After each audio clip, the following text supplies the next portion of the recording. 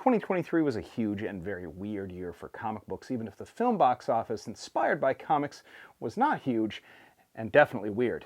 But there's a ton of great books that I'm picking for this list, a few of my favorite ongoings, but many new series that debuted this year. So stick around for the list of the essential and best comics of 2023. I'm Dan Umpton, and this is the Noobcast.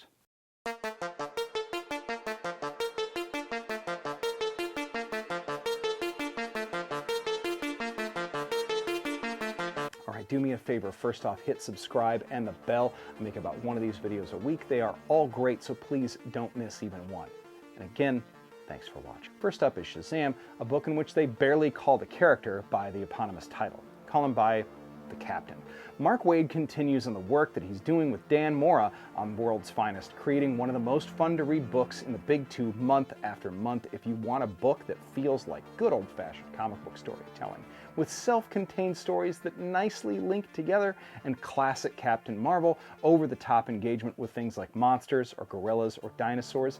This is a great book because it's basically written for kids and adults, but in a fantastically digestible way with incredibly vibrant widescreen art from Dan Mora.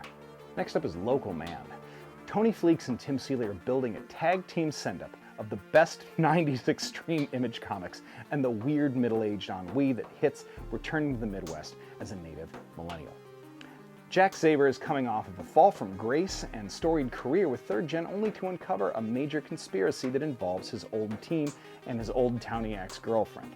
Oddly, the town sheriff and her new husband is one of his only allies. Local Man is funny and darkly comic with pitch-perfect art from the twin writer-artist talents.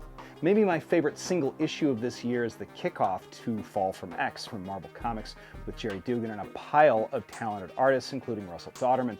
This featured the turn for one of my favorite X characters, Kate Pryde, from pirate back to ninja, back to Shadowcat, in a multi-page scene in which she bodied more than a dozen Orcus grunts in the most gruesome ways possible and moved herself to the forefront as Krakoa's avenging demon. Also, Nimrod falling from orbit and crushing people while saying sorry to drop in is peak X-Men. XMen Red continues to be my favorite X book, though. Queen Storm of Mars and Bobby DaCosta alongside Fisher King and John Ironfire, who is a new favorite addition to that lineup, fight a war on Mars with living islands against Apocalypse's ex-wife. Continually explosive and transcendent scenes from Al Ewing and Uldare Chunar. From falling off of the frickin' moon to being stuck battling his worst impulses and secret backup personality, Chip Zdarsky and Jorge Jimenez's Batman is building a month-on-month epic of weird Batman tales, and I am consistently here for it. Another one that makes this list surprisingly enough for a lot of you is Zeb Wells' Spider-Man. Yes, some of you hate it, a lot of you hate it. I love it, if for rec rap and the art alone, if nothing else. Patrick Gleason and Ed McGuinness' art is consistently fantastic. They are undeniable and doing work on a book that they clearly enjoy doing.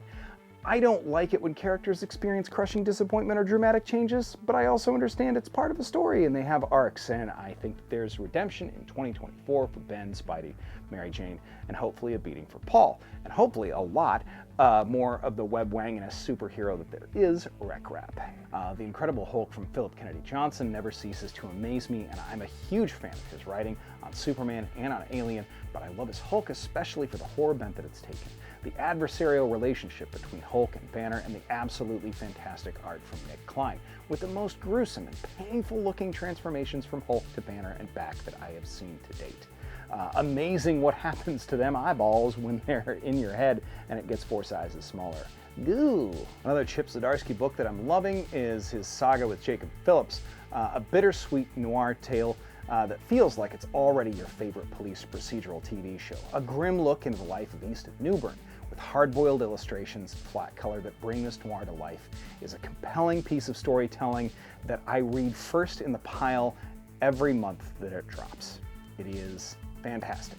Swan Songs is another entry from weird horror fiction virtuoso W. Maxwell Prince of Ice Cream Man and Ha Ha fame, but Swan Songs is a monthly dark or darkly comic tale around the ends of different things, the ends of the world, the ends of relationships, the ends of the world they've even done. All sorts of endings are treated in these sharp, poignant, and often jarring stories with a different artist each month.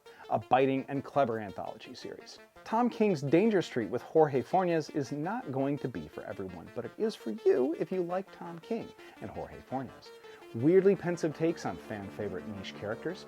Check. A revisitation of classic creators' work and a reimagining and homage to the worlds that they built? Check. An expression of the painfully upside-down modern world that we live in, where the world is cruel and indifferent and justice and honor are lost, only save for the few of those who carry it within them? Check. Check and double check. Fate can be defied. King cannot be denied. My number one this year is a dream come true for folks who like dreams that come true vicariously. Daniel Warren Johnson is one of my favorite comic creators, but also a huge Transformers fan. So, as the writer-artist on Image Skybound's definitely not for kids and often brutal take on Transformers, a retelling of that whole Transformers universe from the beginning, with an incorporation of G.I. Joe into the mix, yeah, this is a dream come true for 90s kids who grew up with Transformers, and especially for the creator who gets to play in that sandbox. With signature art that blends some of the best techniques from US, Japanese, and European comics, it's an absolute joy to look at and to read every single month. Well, there's the list. Most of these stories are still ongoing, so go pick them up if you can, or find them in trade if you can't find the floppies. They're all worth adding to your pulls.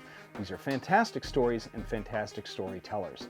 Thanks very much for watching, and again, Happy New Year. Is there a book that I missed? Is there one that shouldn't be on this list? Let me know in the comments.